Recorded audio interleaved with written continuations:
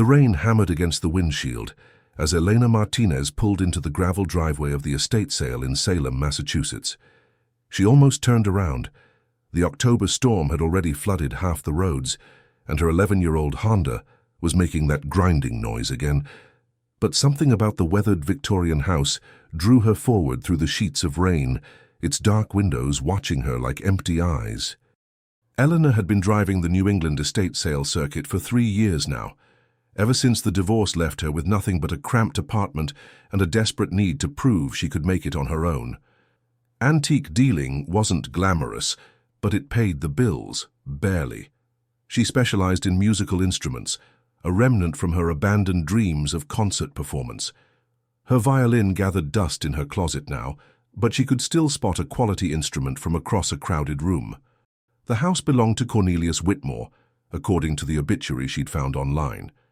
93 years old, no surviving family, a lifetime collector of European antiquities. The kind of solitary old man whose death revealed rooms full of treasures that relatives were eager to liquidate. Elena had learned to arrive early to these sales, before the dealers from Boston showed up with their deep pockets and practiced eyes. She parked behind a beat-up pickup truck and dashed through the rain to the front door. A handwritten sign taped to the glass read, "Estate sale, cash only, no early birds." Elena checked her phone. 8:47 a.m. The sale didn't start until 9, but she could see movement inside. She knocked. A woman in her 60s opened the door, grey hair pulled back in a severe bun, wearing latex gloves and a look of perpetual irritation. "We're not open yet." "I know," Elena said, water dripping from her dark hair. "I'm Elena Martinez. I called yesterday about the musical instruments." The woman's expression softened slightly. "Oh, right, the violin lady. I'm Janet Kelly, estate coordinator." She stepped aside reluctantly. "I suppose you can come in, but don't touch anything until 9 o'clock sharp." Elena stepped into a world frozen in time. The house smelled of old books and lavender sachets, with an underlying mustiness that spoke of decades undisturbed. Every surface was crowded with objects, porcelain figurines, silver candlesticks, oil paintings in ornate frames. But it was organized chaos, each item tagged with a small white sticker bearing a lot number and price. "Mr. Whitmore was quite the collector," Janet said, leading Elena through rooms that felt like a museum. "We've been cataloguing for weeks. The instruments are upstairs in his music room." They climbed a narrow staircase, past walls lined with photographs of stern-faced ancestors and faded landscapes. The second floor felt even more oppressive, the ceiling lower, the hallways darker. Janet opened a door at the end of the hall, and Elena gasped. The music room was a shrine to bygone eras. A massive mahogany piano dominated the center, its surface gleaming despite the dust that covered everything else. Glass display cases lined the walls, filled with instruments from around the world. Mandolins, flutes, a small harp, even what looked like a medieval lute. But Elena's attention was immediately drawn to the far wall, where several violins hung in a climate-controlled case. "He was particularly proud of these," Janet said, following Elena's gaze. "Always claimed one of them had quite a provenance, though he never could prove it. Bit eccentric about that sort of thing." Eleanor approached the case slowly, her trained eye cataloguing each instrument. Most were clearly 19th or early 20th century, good quality, but nothing extraordinary. Then she saw it. The violin hung in the center of the display, and even through the glass Elena could see it was different.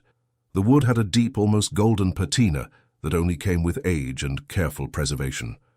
The scroll was carved with unusual delicacy, and the F-holes had a particular elegance she'd only seen in illustrations of master instruments. But it was the label visible through the F-hole that made her breath catch. She couldn't read it clearly from where she stood, but the style of lettering looked old, very old. "Could I get a closer look at that one?" Eleanor asked, trying to keep the excitement out of her voice. "The one in the center," Janet consulted her clipboard. "Lot 247. Listed as antique violin, possibly Italian, circa 1780. He had it appraised years ago, but the documentation is incomplete. Asking 8,000. 8,000. Elena felt her heart sink. She had maybe 2,000 in her checking account, and that was earmarked for next month's rent. But something about the violin called to her, a pull she couldn't explain. She'd handled hundreds of instruments over the years, but this one felt different even at a distance. "What kind of documentation?" she asked. "Well, that's the thing." Janet unlocked the case with a key from her belt. Mr. Whitmore always insisted this violin had belonged to someone famous, had a whole file of research, old letters, newspaper clippings, family records going back generations. But none of it was authenticated by proper experts. Could all be fantasy for all we know. The moment the case opened, Eleanor caught the faint scent of old wood and varnish, the particular perfume of a centuries-old instrument. Janet carefully lifted the violin from its velvet-lined rest, and Eleanor saw the full beauty of the craftsmanship. The wood grain was extraordinary, flowing in patterns that suggested not just skill, but artistry of the highest order. "May I?" Eleanor extended her hands. "Just for a moment. And be careful. That price tag isn't just for show." The instant Eleanor's fingers touched the violin, she felt it. Not just the smoothness of the wood or the perfect balance of the instrument, but something else. A kind of resonance, as if the violin were alive and waiting. She turned it over carefully, examining every detail. The back was made of a single piece of maple with flame patterns that seemed to dance in the lamplight. The scroll was carved with a precision that spoke of master craftsmanship. Then she saw the label through the F-hole, and her hands began to tremble. The writing was faded but still legible. Antonius Stradivarius Cremonensis faciabat anno 1780. Below that, in different handwriting, were letters that made Eleanor's mouth go dry. W.A.M. Wolfgang Amadeus Mozart. "I need to see the documentation," Elena said, her voice barely steady. Janet looked surprised. "Really? Most dealers just want to know about condition and provenance verification." "Please, whatever Mr. Whitmore had on this violin." 20 minutes later, Eleanor sat in Whitmore's study, surrounded by manila folders and loose papers that chronicled one old man's obsession. The story that emerged was remarkable, if true. According to Whitmore's research, the violin had been commissioned by Leopold Mozart in 1780 as a gift for his son Wolfgang's 24th birthday. The timing made sense. Mozart was in Salzburg that year, struggling with his relationship with his father and his position with the archbishop. But by 1781, Mozart had moved to Vienna, and the violin disappeared from historical record. Whitmore had traced it through a complex web of ownership, from Mozart's estate to various European collectors, eventually reaching America in the 1920s. His own family had acquired it in 1947 from a German immigrant who needed money for passage home after the war. The immigrant, according to Whitmore's notes, claimed it had been hidden during the bombing of Munich. The documentation was extensive but, as Janet had warned, largely unverified. Letters that could have been forged, receipts that might have been manufactured, photographs of questionable authenticity. But the research itself showed a level of dedication that impressed Eleanor. Whitmore had spent decades trying to prove what he believed, that this violin had once belonged to one of history's greatest composers. Elena photographed every page with her phone, her mind racing. If even half of this was true, the violin wasn't worth $8,000, it was worth millions. But proving it would require expertise she didn't have and resources she couldn't afford. The sound of voices downstairs reminded her that the sale was about to begin. She had perhaps 15 minutes before other dealers arrived, and some of them would be far more qualified than she was to recognize what this violin might be. Her hands shook as she considered her options. She could walk away, let someone with deeper pockets and better connections claim what might be the find of a lifetime.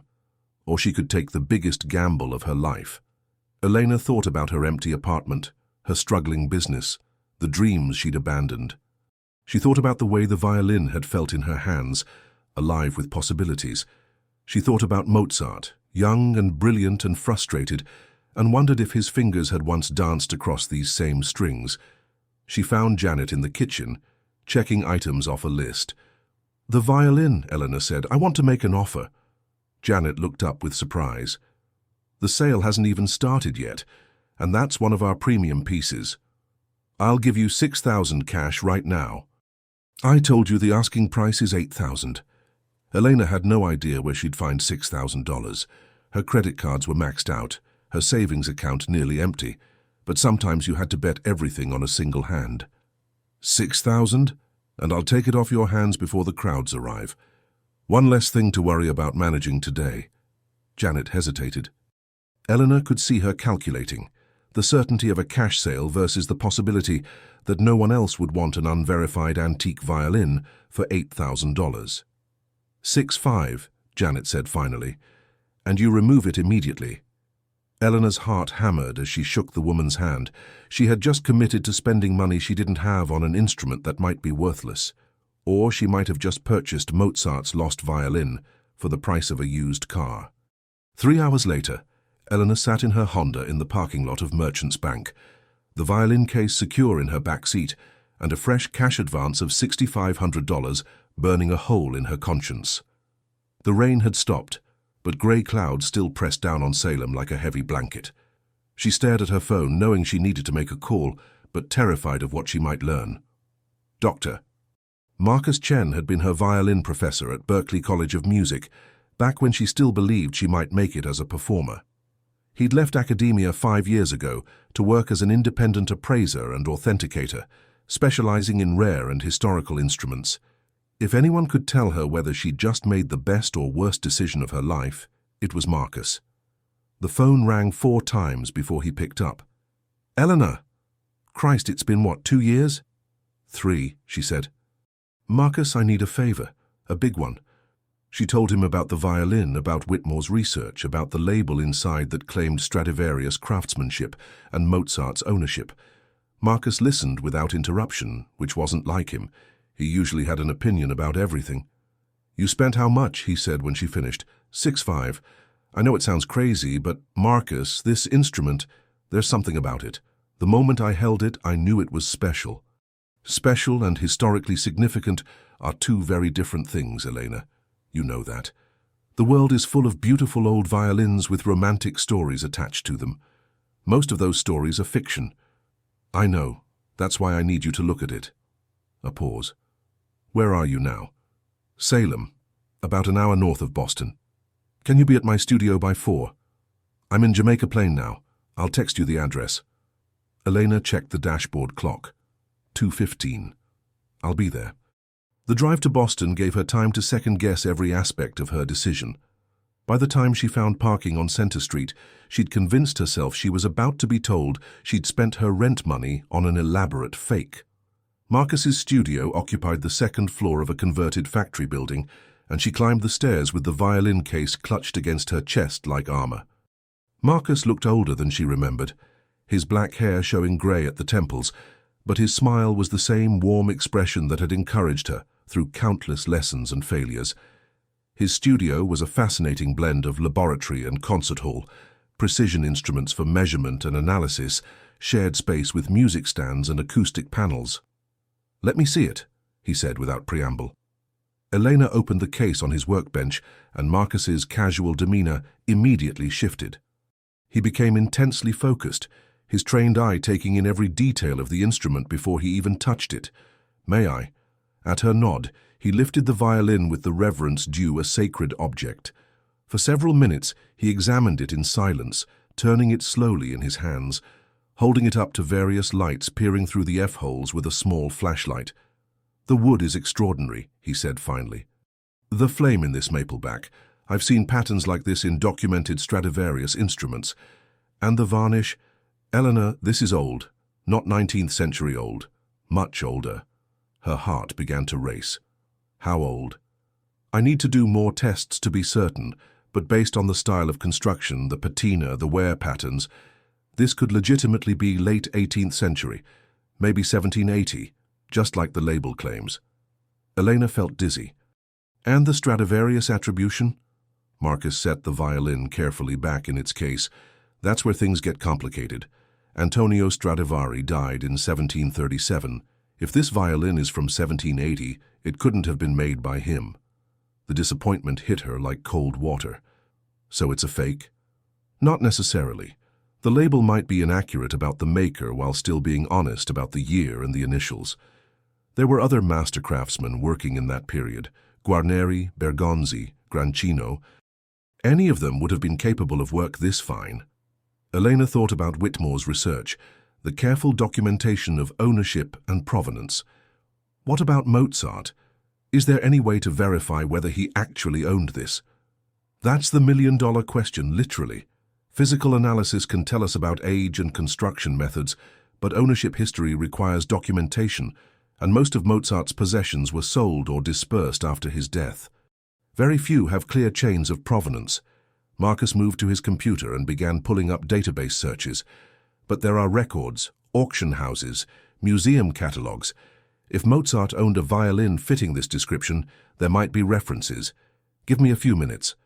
While Marcus searched, Elena wandered around his studio looking at the various instruments in different stages of repair or evaluation. She paused at a photograph on his desk, Marcus with a small group of people all holding violins, standing in front of what looked like a European concert hall. "Salzburg," Marcus said, noticing her attention. "International Mozart Festival 2 years ago.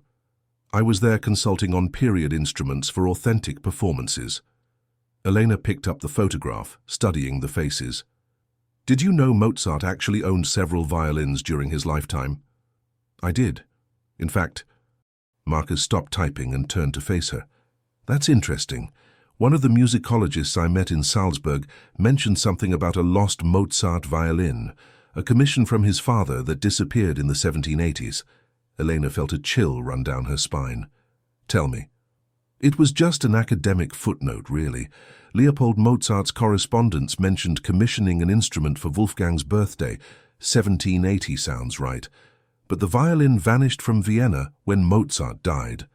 Most scholars assumed it was sold to pay debts, but there were no records of the sale."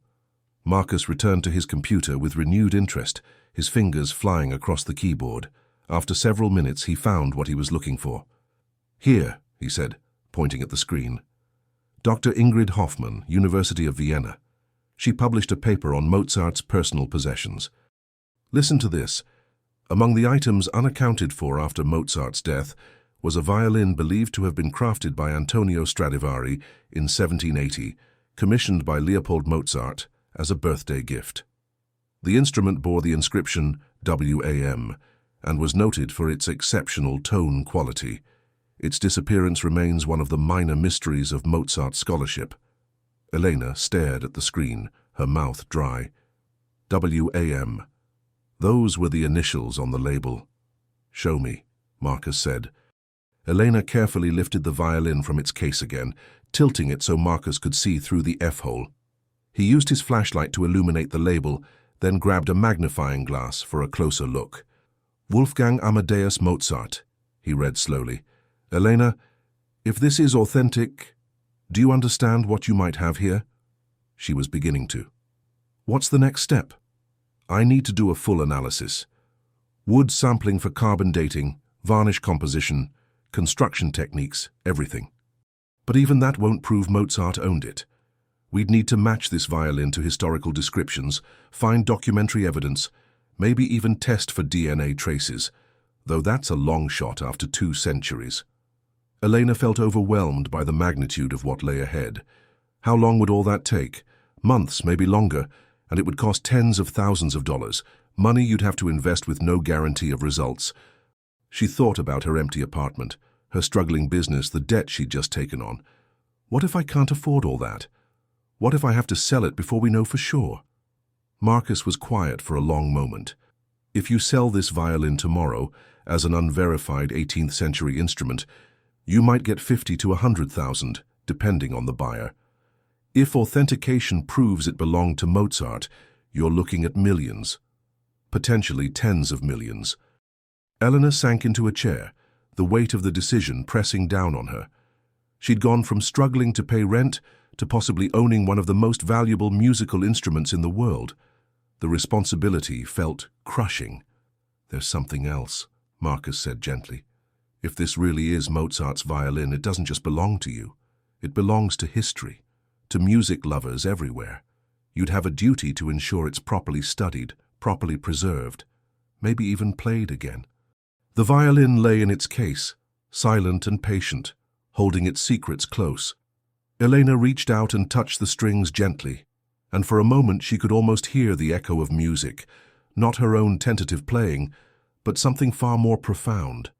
The ghost of melodies that might have flowed from these strings 2.5 centuries ago, created by fingers that had given the world some of its most beautiful music. She looked up at Marcus, her decision crystallizing with startling clarity. "I want to know the truth," she said. "Whatever it costs, whatever it takes. If this violin has been waiting 240 years to tell its story, then I'm going to make sure it gets the chance." Outside, the late afternoon sun was beginning to break through the clouds, casting golden light through the studio windows. Elena felt as if she were standing at the edge of a cliff, about to leap into an unknown future. Behind her was everything safe and predictable. Her small life, her modest dreams, her careful limitations.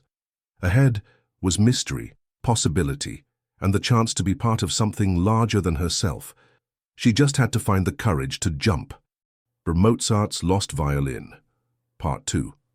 3 weeks later, Elena stood in the lobby of the Vienna Institute for Musical Research, clutching a leather portfolio that contained everything she owned of value: photographs, documentation, and the preliminary analysis results that Marcus had rushed through his contacts at MIT. The violin itself waited in a climate-controlled case beside her, having survived its first transatlantic flight in the cargo hold of a Lufthansa jet she couldn't afford. The decision to come to Vienna had been Marcus's suggestion, born of desperation and hope in equal measure. The initial tests had been promising but inconclusive. The wood dated to the correct period, the construction techniques matched 18th century methods, and the varnish composition was consistent with instruments from the Mozart era. But none of that proved ownership, and Elena was burning through her savings faster than she could earn them back. "If you're serious about this," Marcus had told her after reviewing the preliminary results, "you need to talk to Dr. Ingrid Hoffmann. She's the world's leading expert on Mozart's personal belongings, and she's been researching this exact violin for 20 years. The flight to Vienna had cost Elena her emergency fund and most of her remaining credit limit. She'd closed her antique business temporarily, subletting her apartment to a grad student, and put everything she owned into this single desperate gamble. If Dr. Hoffmann couldn't help her, she'd be returning to Boston with nothing but debt and a beautiful old violin of uncertain value. The institute occupied a restored 18th century building near the Ringstrasse, its marble floors echoing with the footsteps of researchers and students. Elena had expected something more modern, more clinical, but this felt appropriate, a place where the past wasn't just studied, but lived in. Miss Martinez. A woman in her 50s approached, wearing a cardigan and carrying an armload of folders that threatened to spill at any moment. She was shorter than Elena had expected, with graying brown hair and intelligent eyes behind wire-rimmed glasses. "I'm Ingrid Hoffmann. Welcome to Vienna. Dr. E." Hoffmann's English was precise but accented, and her handshake was firm. Elena felt immediately that this was someone who didn't waste time with pleasantries, which was both reassuring and terrifying. "Dr. Chen sent me your preliminary data," Hoffmann said as they walked down a corridor lined with portraits of long-dead composers. "Very interesting. Very optimistic." The word hung between them like a challenge. Elena had learned enough in the past month to know that authentication was as much about skepticism as expertise, and anyone claiming to have found a lost Mozart artifact would face intense scrutiny. They entered Hoffmann's office, a cramped space dominated by floor-to-ceiling bookshelves and a desk covered in papers, photographs, and what appeared to be fragments of old instruments. The walls were covered with reproduction paintings and photographs from Mozart's era, creating an atmosphere of scholarly obsession. "Show me," Hoffmann said simply. Elena opened the violin case with hands that had grown steadier over the past weeks of practice. She'd learned to handle the instrument with the reverence it might deserve while maintaining the clinical detachment necessary for objective analysis. Hoffmann examined it with the same methodical attention Marcus had shown, but her focus was different, less technical, more historical. "The proportions are correct for the period," she murmured, turning the violin slowly. "And this wear pattern on the fingerboard, it suggests extensive playing by someone with exceptional technique." Elena's heart jumped. What do you mean? See these marks here where the fingers press the strings. The patterns indicate someone who played frequently and at an advanced level, not a casual musician or collector. Hoffman set the violin carefully on a padded stand. Of course, this could describe hundreds of violinists from that era. She moved to a filing cabinet and withdrew a thick folder labeled Mozart, W.A., Personal Effects. Elena watched as she spread photographs and documents across her desk, creating a timeline of evidence that spanned decades of research.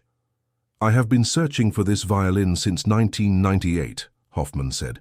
"My dissertation was on Mozart's relationship with his instruments, and this particular violin has been, how do you say, the one that got away?" She pulled out a photocopied letter, the handwriting faded but still legible. "This is from Leopold Mozart to his wife, dated March 1780. He writes about commissioning a special instrument for Wolfgang's birthday, something that would be worthy of his son's genius. The description matches your violin, the wood, the proportions, even the golden varnish." Elena leaned forward, studying the German text even though she couldn't read it. "What else does it say?" Leopold was very specific about his requirements. He wanted the finest materials, the most skilled craftsmen available, and he was willing to pay considerably more than normal. He also requested that the violin be inscribed with Wolfgang's initials. Hoffman pulled out another document, this one appearing to be from a different source. This is from Wolfgang's own correspondence written to his sister Nannerl in April 1780. He mentions receiving the most beautiful violin I have ever seen for his birthday, and says it has a voice like an angel singing. The phrase sent chills down Elena's spine. She thought of the moment she'd first held the violin, the sense of something alive and waiting in the wood. "But then it disappears," Hoffman continued. "No mention in any letters after 1781. Not listed in the inventory of Wolfgang's possessions after his death. It simply vanishes." Elena spread out the documentation she'd brought from Whitmore's collection. The chain of ownership that supposedly traced the violin from Mozart's estate through various European collectors to America. Hoffman studied each piece carefully, occasionally making notes or cross-referencing items with her own files. "Interesting," she said after nearly an hour. "Some of these documents I have seen before, or versions of them. This auction record from 1847. I have been trying to locate this violin for years. So the provenance is legitimate? Possibly, but provenance can be forged, especially when the stakes are high. What I need to see is the violin itself, under proper analysis conditions." Hoffman looked up at Elena with the expression that mixed hope and professional caution. "Would you be willing to leave the instrument here for comprehensive testing?" Elena felt her stomach clench. The violin was the only tangible thing of value she had left, and the thought of letting it out of her sight in a foreign country was terrifying. But she'd come this far. What kind of testing? Everything. Spectrographic analysis of the wood and varnish, microscopic examination of tool marks, comparison with documented instruments from the same period. We have equipment here that can tell us things about this violin that weren't possible even 10 years ago. Hoffman moved to her computer and began pulling up files. But there is something else, something that could provide definitive proof.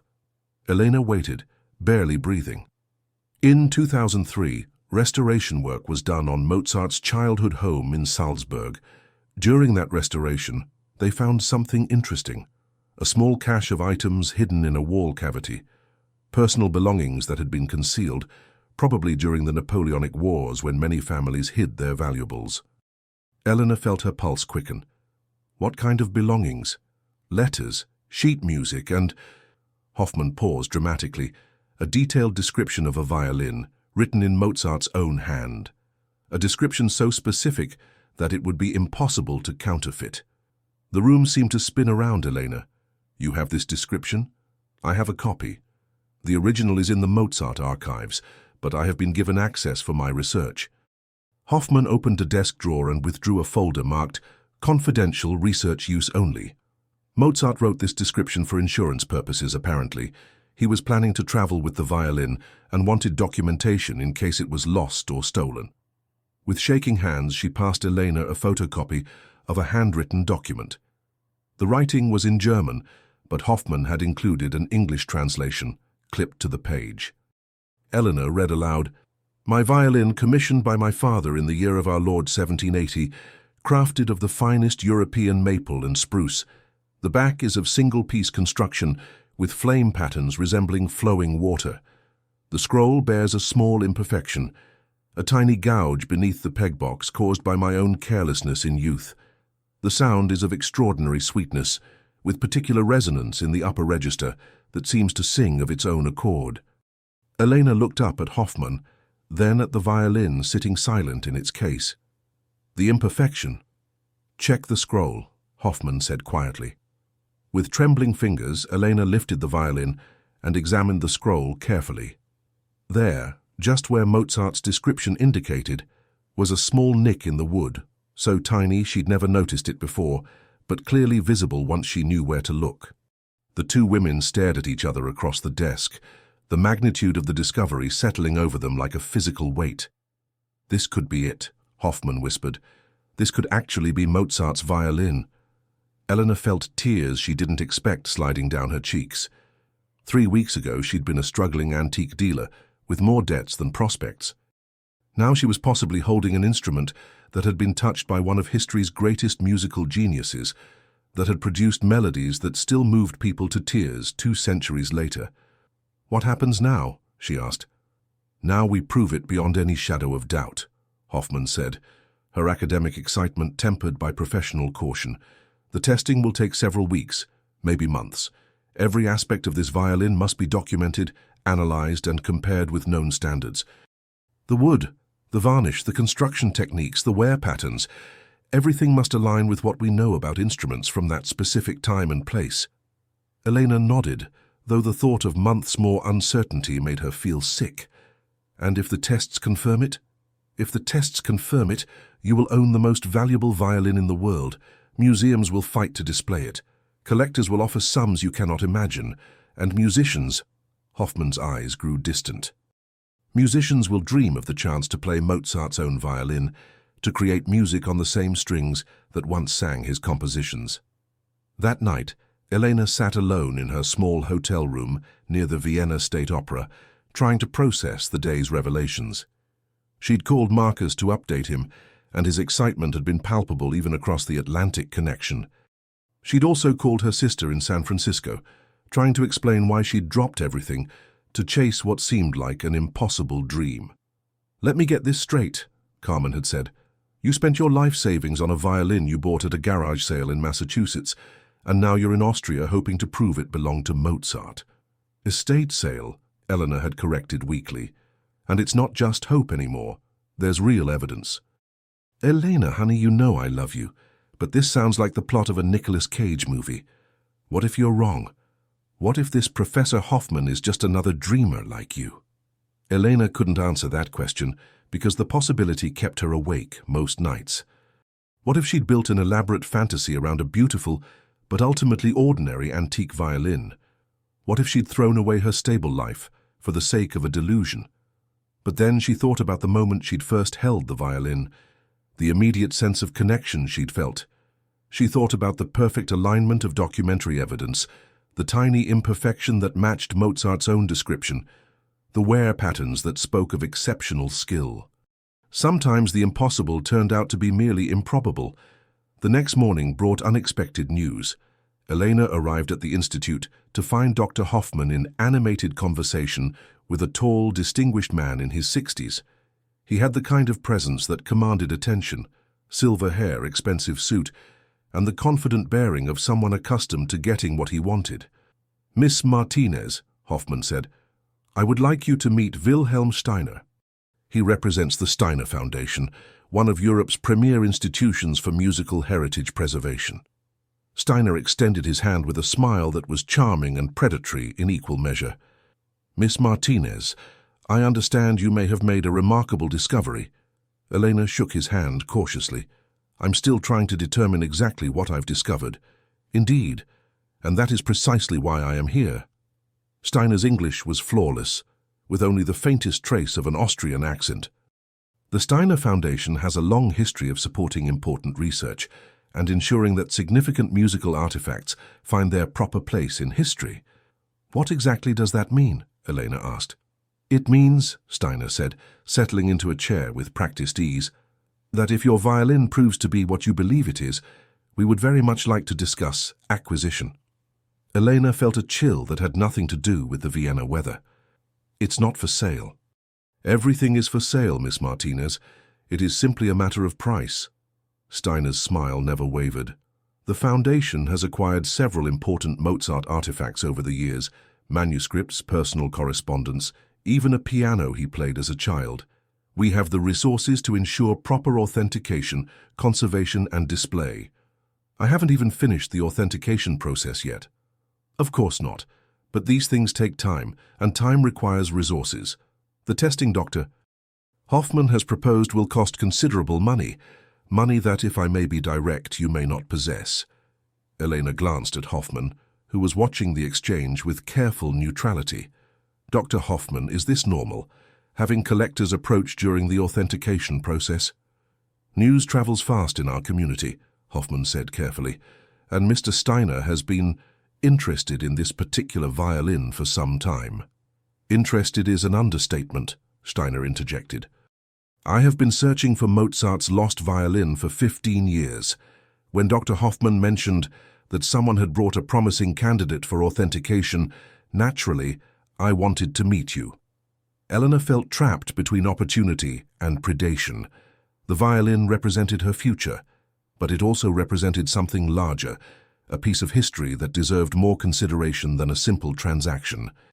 I appreciate your interest, she said finally, but I need to complete the authentication first. Then we can discuss what comes next. Steiner nodded as if he'd expected this response. Of course.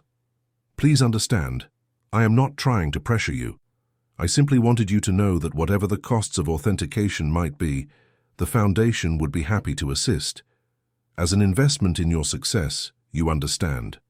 After Steiner left, Elena and Hoffman worked in silence for several minutes, the weight of the encounter settling over them. Can I trust him? Elena finally asked. Hoffman chose her words carefully. Wilhelm Steiner is a legitimate collector with extensive resources and proper credentials. His foundation has done important work preserving musical heritage. But he is also a man who is accustomed to getting what he wants, regardless of what others might prefer. If this violin is authentic, he will not be the only one interested in acquiring it. Elena thought about her dwindling bank account, the debt she'd accumulated, the pressure of time and money that surrounded every decision. How much would the complete authentication cost? Honestly, perhaps $50,000, maybe more. The testing is complex, and we would need to involve multiple institutions to ensure credibility. Elena felt the familiar knot of anxiety in her stomach. I don't have that kind of money. I know, which is why Steiner's offer might seem attractive, but Elena... Hoffman leaned forward with an intensity that surprised her. If this is Mozart's violin, it is more than just a valuable object. It is a link to one of humanity's greatest artistic achievements. The decision about its future should not be made based solely on financial pressure. That afternoon, Elena walked through the streets of Vienna, trying to clear her head and think through her options. The city was beautiful in the autumn light, its historic buildings and concert halls creating an atmosphere where the past felt immediate and alive. She found herself at the house where Mozart had lived during his final years, now a museum dedicated to his memory. Standing in the room where he had composed some of his greatest works, Elena tried to imagine what it would have been like to know him, the young man who had revolutionized music while struggling with debt, family expectations, and the constant pressure to produce new compositions. Had he played her violin in this very room? Had melodies that now echoed through concert halls worldwide first emerged from those strings? The questions were impossible to answer, but they clarified something important for Elena. This wasn't just about money or even about proving authenticity. It was about responsibility to the past, to the future, and to the music that had shaped human culture for centuries. She returned to her hotel with a new sense of determination and called Marcus in Boston. I need to ask you something, she said when he picked up. If this violin is real, if it really belonged to Mozart, what should happen to it? Marcus was quiet for a long moment. What do you mean? I mean, should it belong to a private collector like Steiner? Should it be in a museum? Should it be played or preserved behind glass? I'm in way over my head here, Marcus, and I don't want to make the wrong choice. Elena, you're asking the right questions, but they're questions you don't have to answer yet. First, find out if the violin is what you think it is. Then worry about what to do with that knowledge. But Elena knew it wasn't that simple. Every choice she made now, who she trusted, who she accepted help from, what agreements she entered into, would shape the ultimate fate of the violin. The weight of that responsibility felt crushing. The next morning brought a breakthrough that changed everything. Elena arrived at the institute to find Hoffman practically vibrating with excitement. The preliminary spectral analysis came back, she announced, before Elena had even set down her bag. The wood composition is not just consistent with 18th century instruments, it's consistent with trees that grew in the specific alpine regions, where the finest violin makers of that era sourced their materials. Elena felt her heart racing. What does that mean? It means this violin was almost certainly made by someone with access to the same wood sources used by the master craftsmen of Cremona and surrounding areas. Combined with the construction techniques and the documentary evidence, Hoffman paused, as if afraid to say the words aloud. Elena, I think this really is Mozart's violin. The room spun around Elena as the implications hit her. She was holding an instrument worth potentially tens of millions of dollars, a piece of musical history that museums and collectors around the world would fight to possess. More than that, she was holding something that Mozart himself had touched, had played, had created music with. Are you certain? She whispered. Nothing is certain until we complete every test, Hoffman said, but the evidence is pointing strongly in that direction.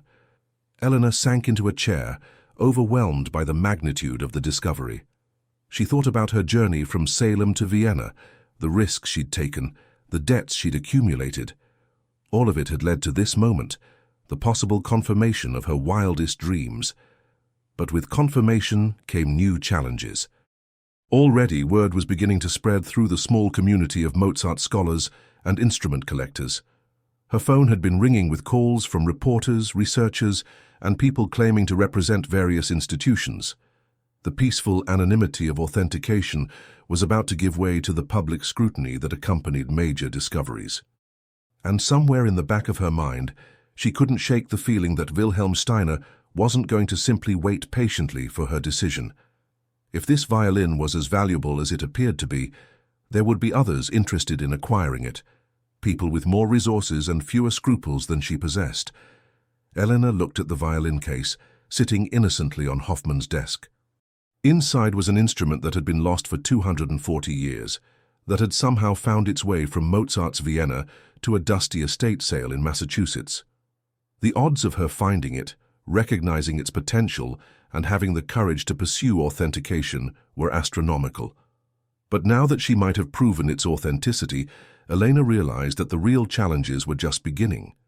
She had to protect the violin, complete the authentication process, and ultimately decide what role she wanted to play in its future, all while navigating the treacherous waters of international art, dealing, academic politics, and her own desperate financial situation. The lost violin had been found, but Elena's story was far from over. Mozart's Lost Violin, Part 3. 2 months after arriving in Vienna, Elena stood before the International Mozart Society's Authentication Board, feeling like she was about to defend her doctoral thesis to a panel of judges who could destroy her life with a single dissenting vote. The conference room at the University of Vienna was intimidatingly formal. Dark wood paneling, portraits of stern academics, and 5 of the world's most respected Mozart scholars seated behind a mahogany table that seemed designed to make petitioners feel small. Dr. Hoffman sat beside Elena, a thick folder of test results and documentation spread before them. The violin itself rested in its case on a separate table, where it had been examined, measured, photographed, and analyzed by every conceivable scientific method over the past 8 weeks. Elena had spent those weeks in a state of suspended animation, living in Vienna on borrowed money and growing debt, while waiting for definitive answers about the instrument that had taken over her life. Professor Heinrich Müller, chairman of the Authentication Board, cleared his throat. At 72, he was the undisputed authority on Mozart's personal possessions, and his approval or rejection could make the difference between vindication and financial ruin for Elena. "Miss Martinez," he began in heavily accented English, "we have reviewed all documentation and test results pertaining to the violin you discovered. The process has been thorough." Elena held her breath. Beside her, she could feel Dr. Hoffman's tension like an electric current. "The wood analysis confirms European alpine spruce and maple from trees that would have been available to 18th century luthiers. The varnish composition matches formulations used in the Cremona region during the 1770s and 1780s. Construction techniques are consistent with master-level craftsmanship from that period. So far, everything Elena had hoped to hear, but Müller's expression remained carefully neutral. "The documentary evidence you have provided creates a plausible chain of ownership from Mozart's estate through various European collections to your Mr. Whitmore in America. While not every link can be independently verified, the overall pattern is consistent with how such objects move through private hands over centuries." Müller paused, making notes on the paper before him. Elena's palms were sweating despite the cool morning air coming through the tall windows. "However," Müller continued, and Elena's heart sank at the word, "authentication requires more than plausibility. It requires certainty." Dr. Hoffman leaned forward. "Heinrich, the physical evidence is overwhelming. The tool marks, the wear patterns, even the tiny imperfection Mozart described. I understand the evidence, Ingrid." Müller's tone was gentle but firm, "and I do not dispute its significance. But we are not merely academics debating theories. We are about to render judgment on what may be one of the most valuable musical instruments in existence. Our decision will affect not only Miss Martinez, but museums, collectors, and the broader understanding of Mozart's legacy." Elena found her voice. "Professor Müller, what more could we possibly need to prove authenticity?" Müller looked at her with something that might have been sympathy. "Miss Martinez in 1987, a violin allegedly owned by Napoleon Bonaparte, was authenticated by 3 separate institutions and sold for over $2 million. 5 years later, improved analysis techniques revealed it was a 19th century fake created specifically to deceive experts. The purchaser lost everything. The room fell silent except for the ticking of an antique clock on the mantel. Elena felt the weight of months of hope and financial sacrifice pressing down on her. "Are you saying the violin is fake?" she asked quietly. "I am saying," Müller replied, "that we cannot be certain it is authentic. The evidence is suggestive, even compelling, but it falls short of the absolute certainty required for formal authentication." Elena felt the world tilting around her. After everything, the risks, the debt, the months of testing, it wasn't going to be enough. She thought of her empty apartment in Boston, her closed business, the credit card she'd maxed out chasing this dream. Beside her, Dr. Hoffman was arguing with the board about standards of evidence, but Elena barely heard the words. Then Professor Adelheid Fischer, the board's youngest member, spoke up. "Heinrich, I think we need to consider context here. Perfect certainty is a luxury we rarely have in historical authentication. The question isn't whether we can prove with mathematical precision that Mozart owned this violin. The question is whether the preponderance of evidence supports that conclusion." "Adelheid, you know the stakes." "I know the stakes better than anyone," Fischer interrupted. "My own reputation was damaged when I endorsed the Schubert manuscript that proved to be a forgery. But that experience taught me something important. Sometimes the fear of being wrong prevents us from recognizing when we're right." She stood and moved to the violin, lifting it carefully from its case. "This instrument has been lost for 240 years. During that time, it has survived wars, revolutions, and the simple passage of centuries. It has been preserved by people who believed in its significance, even when they couldn't prove it. Are we really going to let bureaucratic caution prevent us from acknowledging what our eyes and our instruments tell us?" Müller frowned. "You're asking us to authenticate based on belief rather than evidence. I'm asking you to authenticate based on the totality of evidence, not just the pieces that provide absolute certainty." Fischer turned to address the full board. "We have an instrument that matches Mozart's own description in every particular. We have documentation tracing its ownership through multiple generations. We have scientific analysis confirming its age, materials, and construction methods. At what point does the accumulation of supportive evidence become proof? The board members exchanged glances, and Elena could see the debate playing out in their expressions. She realized this wasn't just about her violin. It was about the broader question of how historical authentication should work in an era of sophisticated forgery techniques and intense commercial pressures. Dr. Hoffman cleared her throat. "There is one more thing," she said quietly. "Something I haven't mentioned because I wanted to verify it independently." All eyes turned to her. "Last week I received a communication from the Mozart house in Salzburg. During their restoration work, they found something else in that wall cavity I mentioned. A small sketch, apparently in Mozart's hand, showing the scroll design of a violin. A scroll with a very specific decorative pattern." She pulled out her phone and displayed a photograph. "The pattern matches the scroll on Elena's violin exactly, down to individual chisel marks." The room erupted in surprised murmurs. Elena stared at the image on Hoffman's phone, comparing it to the violin Fischer still held. The resemblance was unmistakable. Professor Müller examined the photograph with a magnifying glass, his expression growing thoughtful. After several minutes, he set it down and looked at his fellow board members. "I believe we need to vote," he said finally. Elena's heart hammered as the 5 scholars conferred in German. She caught fragments, wissenschaftlich authentisch Mozart, but couldn't follow the rapid conversation. After what felt like hours, but was probably only minutes, Müller called for quiet. "The board has reached a decision," he announced. "By a vote of 3-2, we find that the evidence supports authentication of this violin as having belonged to Wolfgang Amadeus Mozart." Elena felt the room spin around her.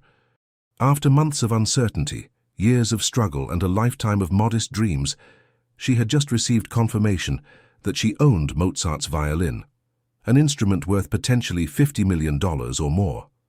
But the celebration was short-lived. As the board members filed out, Professor Möller approached Elena with a grave expression. "Miss Martinez, I hope you understand that formal authentication is only the beginning of your challenges. Word of our decision will spread quickly through the collector community. You will face pressures you cannot imagine from people with resources and motivations you may not comprehend." Elena nodded, though she wasn't sure she fully grasped what he was warning her about. "What do you recommend? Be very careful whom you trust, and remember that ownership and custody are not always the same thing. There are people who will stop at nothing to acquire what you have." That evening, Elena sat in her hotel room staring at the violin that had transformed her life. The authentication certificate lay on the desk beside it, an official document that changed everything and nothing simultaneously. She was now, on paper, one of the wealthiest people in America. In reality, she was still a woman alone in a foreign country with mounting debts and no clear path forward. Her phone had been ringing constantly since news of the authentication began to spread.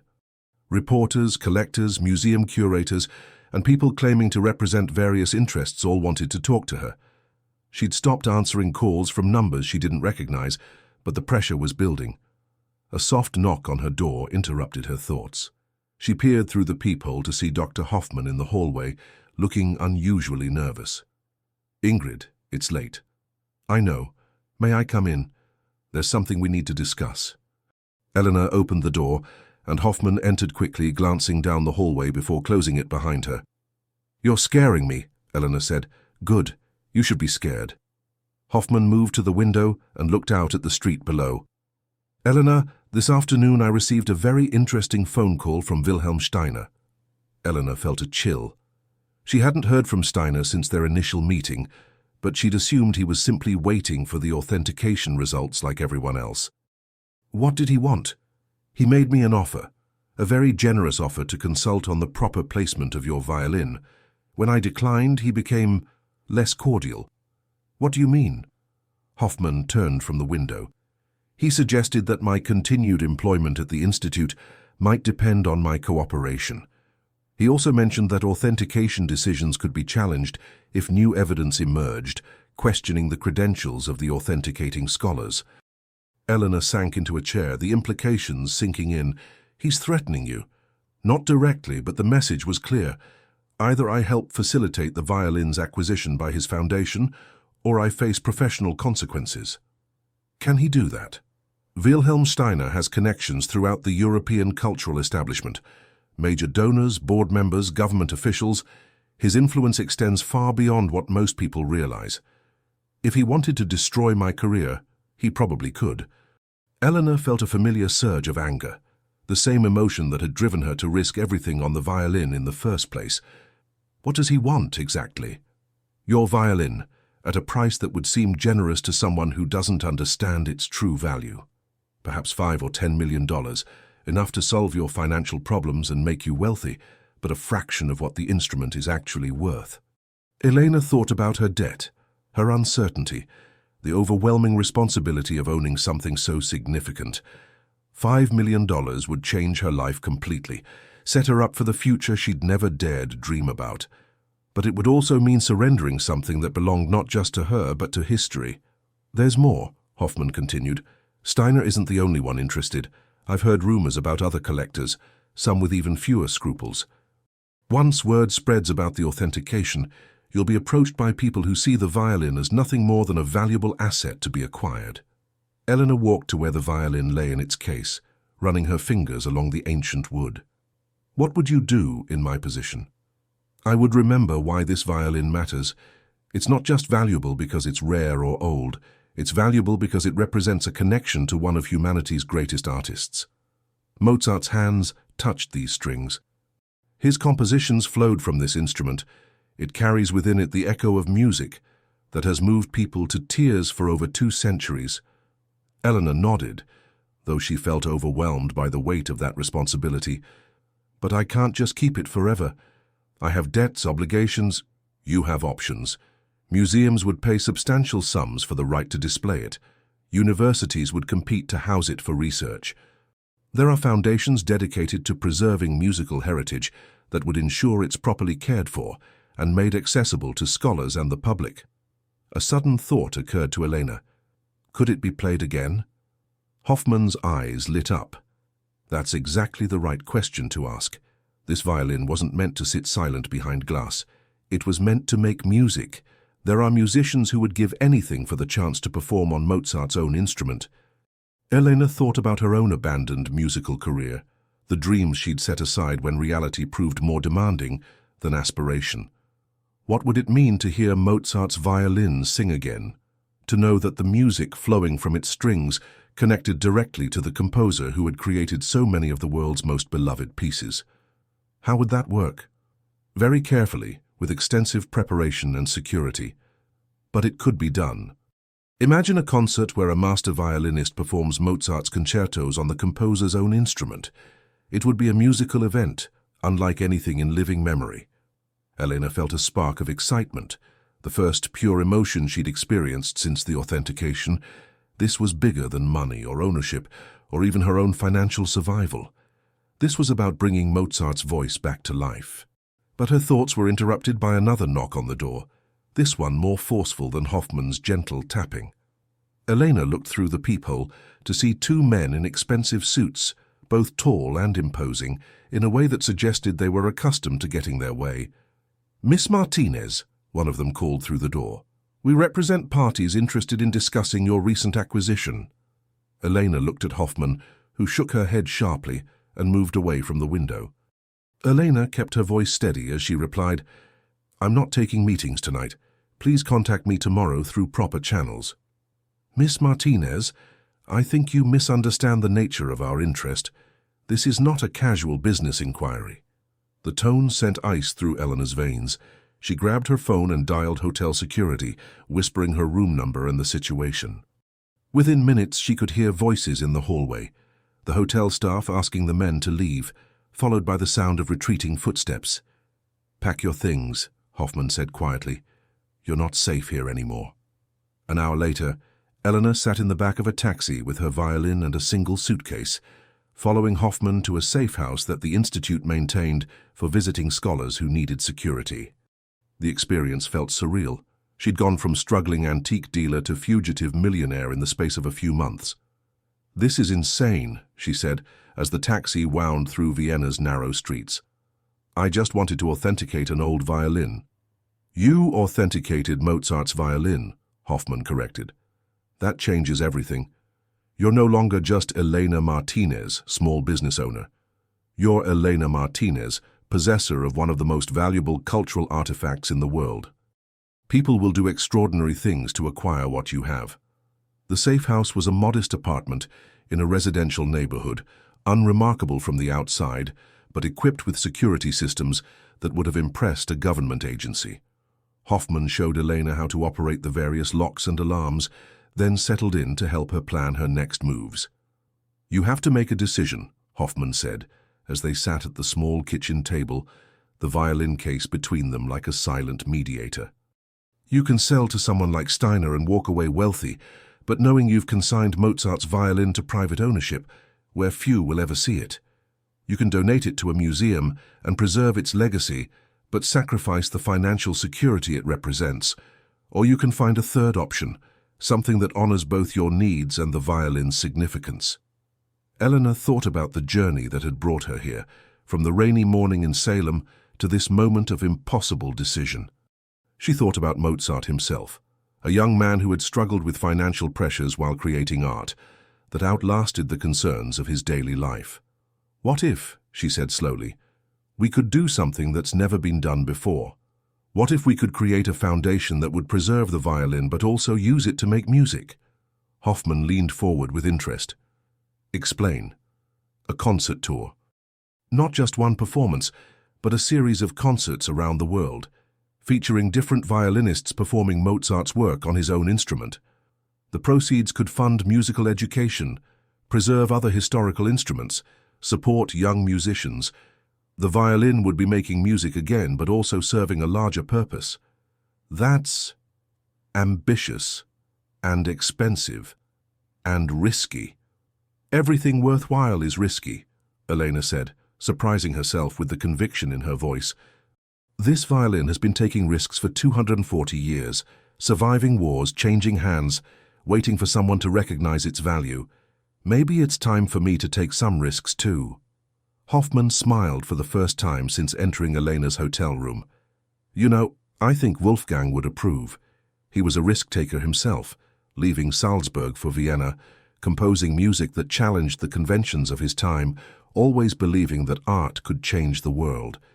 Over the next week, working from the safe house and communicating through secure channels, Eleanor and Hoffman began to develop what they called the Mozart Violin Project. The concept was audacious, a year-long international concert tour featuring world-class violinists performing Mozart's complete works for violin on the composer's own instrument. The logistics were staggering. Security arrangements, insurance, venue bookings, musician agreements, every aspect required careful planning and substantial resources. But as word of the project began to spread through discreet channels, support began to materialize in unexpected ways. Renowned violinist Anne-Sophie Mutter expressed interest in participating. The Vienna Philharmonic offered to serve as the touring orchestra. The Salzburg Festival wanted to host the opening concert. Museum directors from around the world called to discuss hosting performances and related exhibitions. More importantly, corporate sponsors and cultural foundations began offering financial support. The project captured imaginations in a way that simple violin sales never could.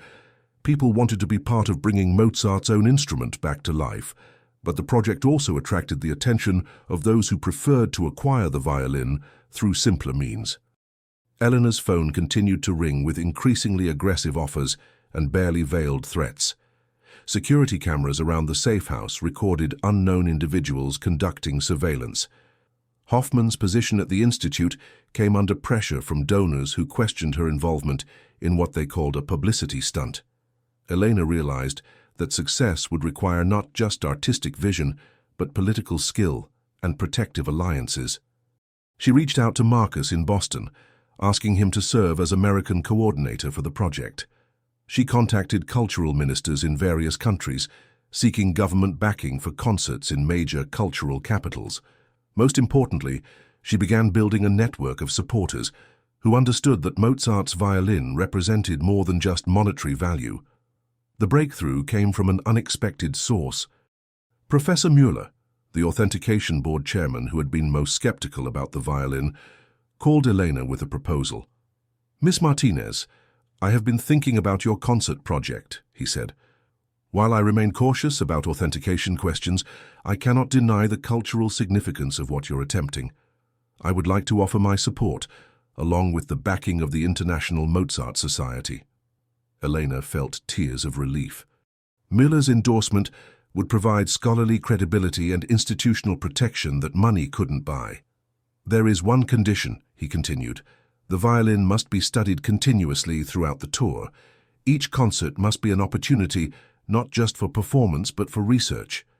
We must learn everything we can about how this instrument sounds, how it responds to different playing styles, how it ages under active use. The scientific value must equal the artistic value." "Of course," Elena agreed. "That's exactly what Mozart would have wanted. An instrument that serves music and knowledge simultaneously." 6 months later, Elena stood in the wings of the Salzburg Festspielhaus, watching Anne-Sophie Mutter prepare for the opening concert of the Mozart Violin Project. The venue was sold out, with audiences that included heads of state, renowned musicians, and people who had traveled from around the world to witness the return of Mozart's own violin to active performance.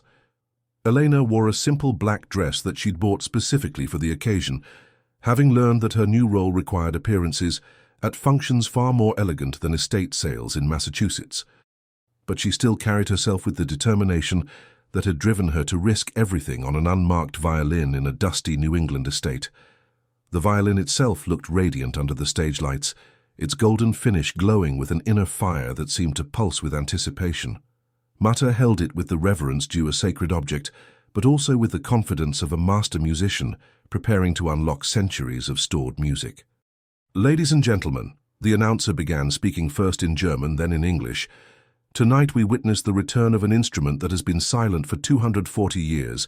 Wolfgang Amadeus Mozart's own violin, lost to history until its recent discovery, will once again create the music for which it was crafted." Elena watched from the wings as Mutter raised the violin to her shoulder and drew the bow across the strings for the first notes of Mozart's Violin Concerto No. 3 in G major. The sound that emerged was unlike anything Elena had ever heard, pure and sweet, but with undertones that spoke of age and wisdom and infinite musical possibilities. The audience fell completely silent, recognizing that they were witnessing something unprecedented. This wasn't just a concert, it was a resurrection. Mozart's voice was singing again through the instrument that had once channeled his genius, connecting past and present in a way that transcended mere performance. As the concerto unfolded, Elena thought about her journey from struggling antique dealer to guardian of one of history's most precious musical artifacts. She thought about the risks she'd taken, the people who had tried to exploit or threaten her, and the allies who had helped make this moment possible.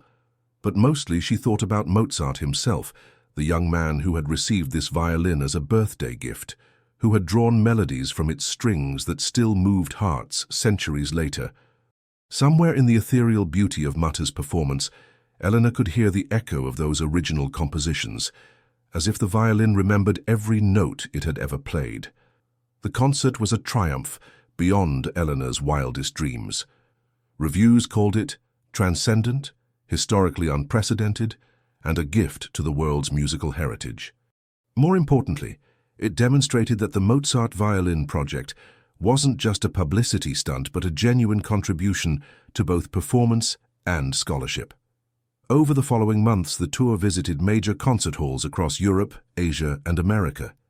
Each performance featured different soloists, different orchestras, and different aspects of Mozart's violin repertoire. But each concert also included research components, acoustic analysis, historical study, and educational programs that helped audiences understand not just what they were hearing, but why it mattered. The financial success exceeded all projections. Ticket sales, corporate sponsorships, and media rights generated enough revenue to fund the tour, pay all participants, and establish an endowment for musical education and instrument preservation. Elena found herself not just financially secure for the first time in her adult life, but positioned to make a lasting impact on musical culture. More personally, the project had connected her with a community of musicians, scholars, and music lovers who shared her passion for preserving and celebrating musical heritage. She had found her calling not just as an owner of a precious instrument, but as a steward of musical history. But perhaps the most meaningful moment came during the final concert of the tour's first year, performed at Boston's Symphony Hall, with Marcus conducting the Boston Symphony Orchestra. As the last notes of Mozart's Violin Concerto No. 5 faded into silence, Eleanor walked onto the stage to thunderous applause. She took the violin from the soloist and held it up to the audience, not as a trophy or a possession, but as a symbol of the power of music to transcend time and connect human hearts across centuries. In that moment, she understood that she had never really owned Mozart's violin at all. She had simply been chosen to serve as its guardian, to ensure that its voice could be heard again. The violin that had been lost for 240 years had finally found its way home, not to a private collection or a museum display case, but to the concert halls where it belonged, creating music that would inspire new generations of artists and audiences. And Elena Martinez, the antique dealer who had risked everything on an impossible dream, had discovered that some gambles are worth taking not because of what you might win, but because of what you might give to the world. As the applause continued and cameras flashed, Elena looked out at the audience and knew that this was just the beginning. Mozart's violin had many more concerts to give, many more secrets to reveal, and many more hearts to touch. And she would be there, not as its owner but as its guardian, ensuring that the music never stopped. The lost had been found, the silent had found voice again, and the world was richer for both discoveries.